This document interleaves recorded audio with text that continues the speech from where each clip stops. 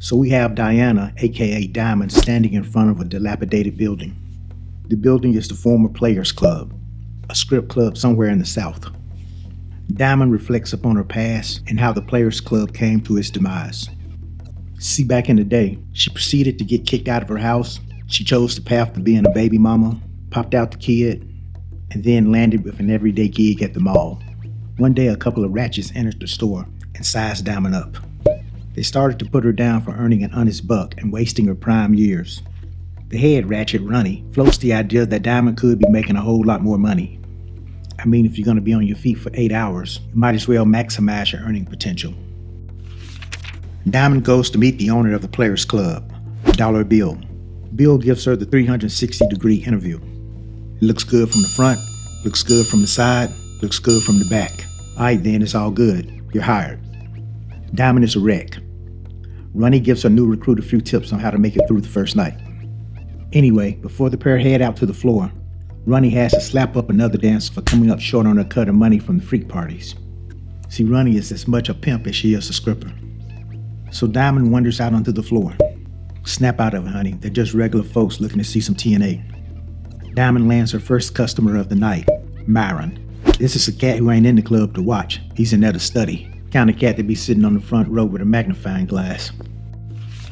Diamond is also a college student, so I guess that makes her a scripper that's a student or a student that scripts. Take your pick, whichever one helps you sleep better at night. She spends most of her time in class asleep. Fast forward a little bit and Diamond gets a knock at her door. It's her cousin Ebony. She done popped up from Florida and now Diamond has one more responsibility to consider. But don't worry, Diamond's boyfriend Lance seems eager to share in that responsibility. So Diamond arranges a sit down with Dollar Bill. In the meeting, Dollar goes off into a rant on the origins of scripting. By the time he wraps it up, Ebony has landed a spot at the club. Ebony is a natural. She takes to scripting like a fish takes to water. Where the dollars at? Where the dollars at? Dollar Bill has his own issues. He's a man under the gun. He's about $60,000 deep into a down south gangster named St. Louis.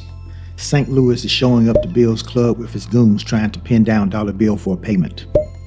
Bill's doorman Little Man is successful in running interference, but St. Louis is cagey. Little does Dollar Bill know, St. Louis has hired two cats, Clyde and Reggie, to hang out inside the club and report the comings and goings of Dollar Bill. Inside the club, Dollar Bill is handling a pay raise request from his DJ Blue. Blue gets no respect. Bill views the DJ just like a scripper, easily replaceable. When Blue tries to negotiate, Bill threatens to bring out that heat.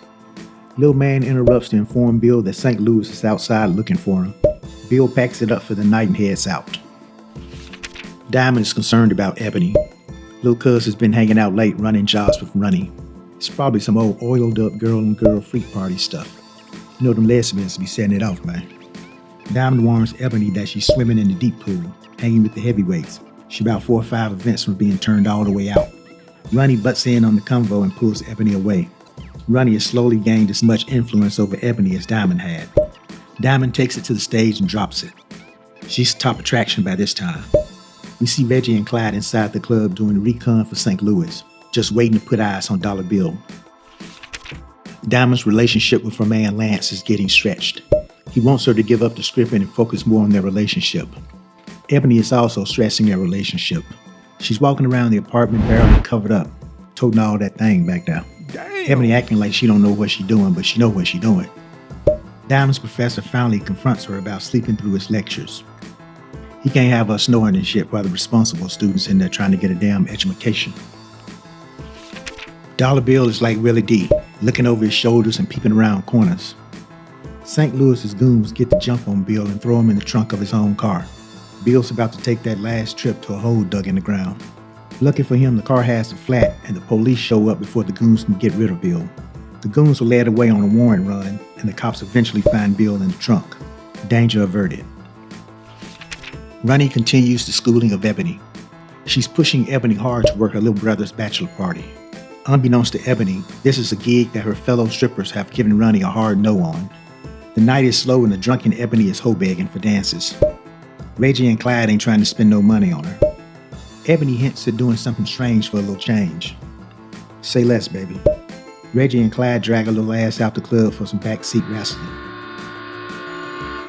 Diamond is alerted and she goes outside to Deion Sanders that shit. Diamond convinces Ebony to get out of the car. Reggie is pissed and vows to get some payback in the future.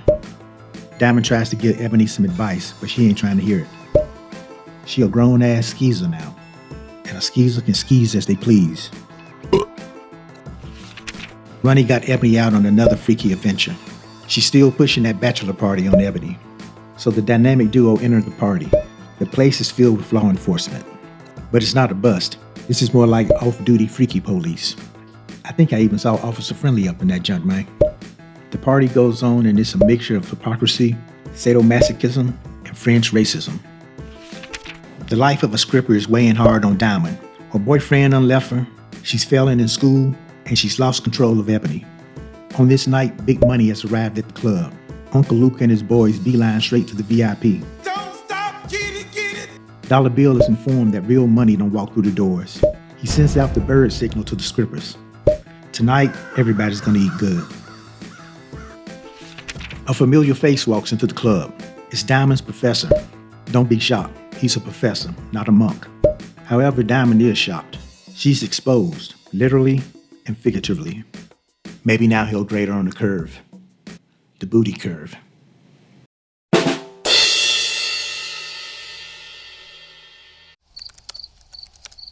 Boo! As usual, Reggie and Clyde are posted up inside the club. Reggie is hating on Uncle Luke, but Clyde is a fanboy. He goes over to rub elbows with Luke, but he gets disrespected and then attacked by Luke's security. Reggie tries to assist and gets thrown through the window of the VIP. Chaos ensues and Reggie clears out the club with some gunplay. Diamond returns home from a wild night. As she's unlocking her door, weird-ass Myron shows up out of nowhere. Diamond freaks out and screams for him to leave. Myron isn't listening. He wants a return on investment from all the money he wasted on her weak-ass lap dances. That blue ball rage done got the best of him. He tries to push his way into her apartment, but fails. Things go from bad to worse for Diamond. Inside, she finds Lance in bed with Ebony. Immediately, Diamond goes to jump into conclusions. Lance wants to explain why her lying eyes can't be trusted, but Diamond just wants him to leave. The brother is stubborn. He's still trying to explain himself. The game is over, man. Just leave. Diamond has to pull out the heater to expel the unwanted boyfriend. Ebony hides in a closet. Even though she avoids catching a bullet, she now has to find a place to live. So we finally get to the bachelor party. And let me tell you, Ronnie's brother is charged all the way up. This cat has had this date circled on his calendar for a while. He is salivating. Ebony arrives and this cat is all over her. Full court press. 40 minutes of hell. Ronnie manages to pry Ebony from the clutches of her brother and take her into another room. There she springs the surprise on Ebony that she's the only girl working the party. Well, Ebony doesn't want to dance alone. She don't want to be like a gazelle in a room full of lions. Ronnie goes into her pimp bag and coerces Ebony to perform. Sensing the danger on the other side of the door, Ebony calls Diamond. She tells her that she's in danger and to please come pick her up. Diamond is still pissed off about finding Ebony in bed with her man, and she gives her the cold shoulder. Click, dial tone. To make things worse for Ebony, Reggie is at the bachelor party. He's got revenge on his mind from the night that Ebony got snatched out of his car. He goes to Ronnie's brother and urges him to have his way with Ebony. He told him that she likes to give up the nappy dugout. Those are Ice Cube's words, not mine. So this predator barges into the bedroom and does something horrible to Ebony. Brutal shit, animalistic type shit. Diamond eventually has a change of heart and goes to the party. There she finds a beaten and violated Ebony. Someone called a popo. Diamond arrives at the Players Club to confront Ronnie. Ronnie denies knowing anything about what happened at the party. Diamond pulls out the room cleaner again. Now it's just her and Ronnie in the room. It's ass beating time. Diamond puts some paws on Ronnie. She beats her, she kicks her, but she doesn't kill her. Ronnie wakes up from her beatdown. Dollar Bill and his crew find her. Just as they're trying to get her side of what just went down, the police arrive. They arrest Ronnie for her part in the assault on Ebony. Outside the club, St. Louis and his goons pull up. It's time for Dollar Bill to take his medicine. St. Louis enters the club. He shoots it up, sending everyone for the exits. Dollar Bill tries to escape out back and he runs right into some more goons. That cat with the shotgun from before is waiting for Bill. They take him away, never to be seen again. St. Louis is still dissatisfied. He wants to inflict more damage. His goon takes out a grenade launcher. He lights up the Players Club, leaving nothing but ash. Then we get a fast forward to some scrippers buying shoes.